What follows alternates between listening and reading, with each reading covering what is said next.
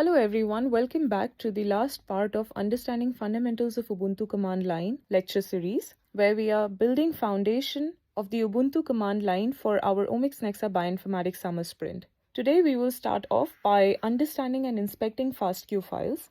Until now, in our previous videos, we have used FASTQ files which were empty. So let us start by creating a very small example containing two sequencing reads. This is not real experimental data, but it has the same 4-line structure as a standard FASTQ file. I'm using the printf command because it gives us precise control over line breaks. So here you see a lot of different things. Let's understand it one by one. Every \n represents a new line. The greater than symbol redirects the generated text file into a file called example.fastq. So let us first display the file using cat command, and then we walk through every segment of that file. So to display the file, we can use the cat command, and you just write cat and the file name. A FASTQ record normally consists of 4 lines. The first line begins with an @ symbol. This line contains the read identifier. In our example, the identifier is read1. The second line contains the nucleotide sequence. Here the sequence is ACGT, ACGT. The third line begins with a plus symbol. In many files, this line contains only the plus symbol, although it may sometimes repeat identifier information.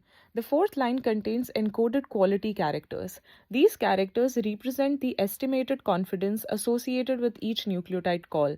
Then the same 4-line structure begins again for the second read. If we use the command nl-ba and then the file name, here the command nl adds line numbers. The option -b, A means number all lines. We can now clearly see that the first read occupies lines 1 through 4 and the second read occupies lines 5 through 8. And if we only want to see the first 4 lines, then we will use the command head-n, and then you specify that we just want to see 4 lines, so you give the number 4 and then the file name. Since one FASTQ record contains 4 lines, displaying the first 4 lines shows the first sequencing read. But if we use the command head-n and write number 8 and then the file name, displaying the first 8 lines will show us the first 2 reads. We can count the total number of lines using wc-l command. So this will show us that our file contains 8 lines. Because each complete FASTQ record contains 4 lines, 8 divided by 4 gives us 2 reads. And if you use awk command, then you can also do this calculation automatically. So here we are using awk to perform this calculation automatically. nr represents the total number of records or lines processed. End means perform the calculation after reaching the end of the file. We divide the total line count by 4. The output is 2, which is the number of reads in this example. This method assumes that the FASTQ file is correctly formatted and that every read occupies exactly 4 lines. If you use the command grep in quotation mark caret symbol and then the file name, then this command will display lines beginning with the @ symbol. The caret symbol represents the beginning of a line. So if we use this command, then it will display lines beginning with @ symbol. In this small example, those lines are the read identifiers. However, counting reads using grep for the @ symbol is not always completely reliable. Quality score lines can sometimes also begin with an @ symbol. Therefore, counting the total number of lines and dividing by 4 is generally safer for a standard 4-line FASTQ file. If we use the command awk and then in quotation mark we write nr %4 equal to 2 and then the file name, this awk command will extract the sequence lines. The % symbol calculates the remainder after division. FASTQ sequence lines occur at line numbers 2, 6, 10, and so on. These line numbers produce a remainder of 2 when divided by 4. We now see only the nucleotide sequences. And if instead of 2 we write 0, then quality lines occur at line numbers 4, 8, 12, and so on. These line numbers have a remainder of 0 when divided by 4. We now see only the quality strings. You are not expected to memorize these awk expressions today. The important lesson is that the fixed structure of a biological file allows us to extract specific components using command line logic. Next, we'll understand how to deal with compressed biological files.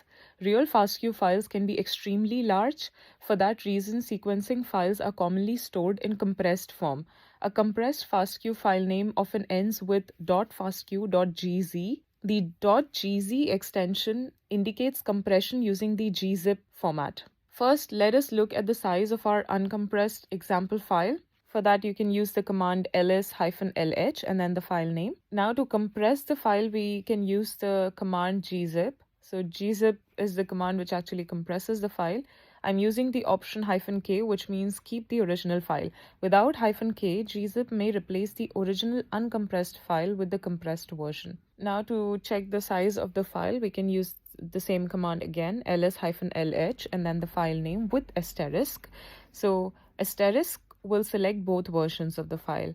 We now have the original example.fastq file and the compressed example.fastq.gz file. Because our example is extremely small, the compressed version may not actually be smaller. The compression itself requires a small amount of additional information. With real FASTQ files containing millions of reads and repeated patterns, compression normally saves a substantial amount of storage space. The command zcat displays the contents of a gzip compressed text file without permanently decompressing it. So for this, you just write zcat and then the file name. The contents are printed directly to the terminal. This is extremely useful because we often do not need to decompress an entire sequencing file simply to inspect it. And if we pipe the decompressed output into head, then zcat will read the compressed file, the pipe sends the text into head, and then using the head command, you can display the number of lines you want to be shown on the terminal. So here I have used head-n4, which will display only the first 4 lines corresponding to the first read. So basically, you just write zcat and then the file name and then pipe head-n4. And if you want to count the number of lines in the uncompressed file, for that you use the command zcat and then the file name and then pipe wc-l. Here zcat streams the decompressed content directly into wc-l. This allows us to count lines without creating a separate uncompressed file. And if you want to see how many reads are there in your compressed file, you can pipe the zcat command with awk command. So you write zcat, the file name, pipe awk in quotation mark end, and then in curly brackets you write print number of reads, comma, nr divided by 4. So we can again divide the number of lines by 4. This time I've added a descriptive label to the output. So the output tells us that the compressed file contains 2 reads. If you want to search something inside your compressed text file, then you can use the command zgrep. So you just write zgrep and in quotation mark, you write whatever you want to search and then the file name. The command zgrep searches inside a gzip compressed text file. It works similarly to grep, but it reads the compressed file directly. Here we are searching for the sequence pattern ACGT. And we can also open the contents of the compressed text files in an interactive viewer using the command zless. So you just write zless and then the file name. And this command will open the compressed text file in an interactive viewer. We can scroll through the file without permanently decompressing it. For a real FASTQ file, this is much safer than printing millions of lines into the terminal. And to leave the viewer, you just press Q. If you want to check the integrity of gzip file, then you can use the command gzip with -t and then you give the file name. If the compressed file is valid, the command normally produces no output. In Linux, no output often means that the command completed successfully. If the file were damaged or incomplete, gzip would normally report an error. This can be useful after transferring large sequencing files between systems. There's also another way to send decompressed content to the terminal using the command gunzip-c. For this, you just write gunzip-c file name and then you pipe it with head-n4. So the option -c means write the decompressed data to standard output instead of replacing the compressed file. And we are only interested in looking at the first 4 lines of the file. The compressed file remains unchanged. In bioinformatics, streaming compressed data through pipes is common because it saves storage space and avoids creating unnecessary temporary files. Now let's look at the commands which could be useful in looking at storage, memory, and computing resources. Bioinformatics analysis is not only about commands and files, we also need to understand the computational resources available to us. Large sequencing analysis can require significant disk storage, memory, and processing power. The command df reports disk space for mounted file systems. The option -h displays sizes in human readable units such as megabytes, gigabytes, and terabytes. So if you use the command df-h, the size column shows the total capacity, used column shows how much has already been used, the avail column shows the approximate remaining space, the use percent column shows the percentage of the file system that is occupied. Before beginning a large analysis, it is important to confirm that sufficient storage is available. Next command that we have is du-sh dot. The command du estimates disk usage for files and directories. The option -s gives a summary instead of listing every subdirectory. The option -h gives human readable units. The dot means calculate the size of the current directory. We can also compare the disk usage of selected project directories. So for that, you just write du-sh and then all the directories that you want to compare. If you use the command du-sh asterisk pipe sort-h, here the wildcard selects everything in the current directory. Du-sh calculates a summarized size for each item. The output is then sent into sort-h. The -h option allows sort to understand human readable sizes such as kilobytes and megabytes. The smallest items appear first and the largest appear last. This is a convenient way to identify which project directories are consuming the most storage. The command free displays information about system memory, primarily RAM. The -h option again gives human readable units. So if you write free -h, disk space and RAM are different resources. Disk space stores files permanently. RAM is temporary working memory used by running programs. A computer may have a large amount of disk space but still fail to run a program if it does not have enough RAM. The command nproc reports the number of processing units available to the current environment. Many bioinformatics tools allow us to specify how many CPU threads they should use. However, we should not automatically use every available core, particularly on the shared server. Resource usage must follow the rules of the computing system. The command uname-a displays general information about the operating system and kernel. On WSL, the output may contain references to Microsoft or WSL because the Linux environment is running within Windows. Now let's look at a few commands which gives us command history and tells us about terminal efficiency. Bioinformatics commands can become long. Repeatedly typing the same paths and options would be inefficient.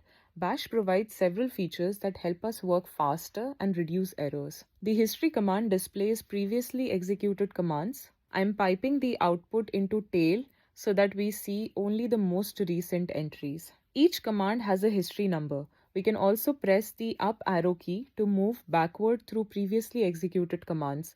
The down arrow key moves forward again. This allows us to reuse a previous command and modify only the path that needs to change. Another useful feature is reverse history search. Press Ctrl+R and begin typing part of an earlier command. So if you press Ctrl+R and type find, Bash searches backward through the command history for a matching command.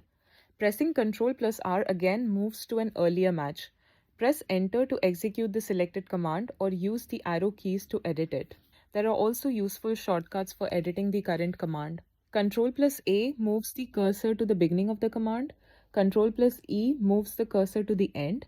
Ctrl+U removes text from the cursor back to the beginning. Ctrl+K removes text from the cursor to the end. Ctrl+L clears the visible terminal, similar to the clear command.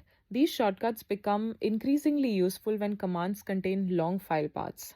Nobody memorizes every Linux command or every available option. Experienced bioinformaticians regularly consult documentation. Knowing how to find help is more important than trying to memorize everything. There are many commands which support the option ~help. If we write grep ~help, the help text describes what the command does, how it should be written, and which options are available.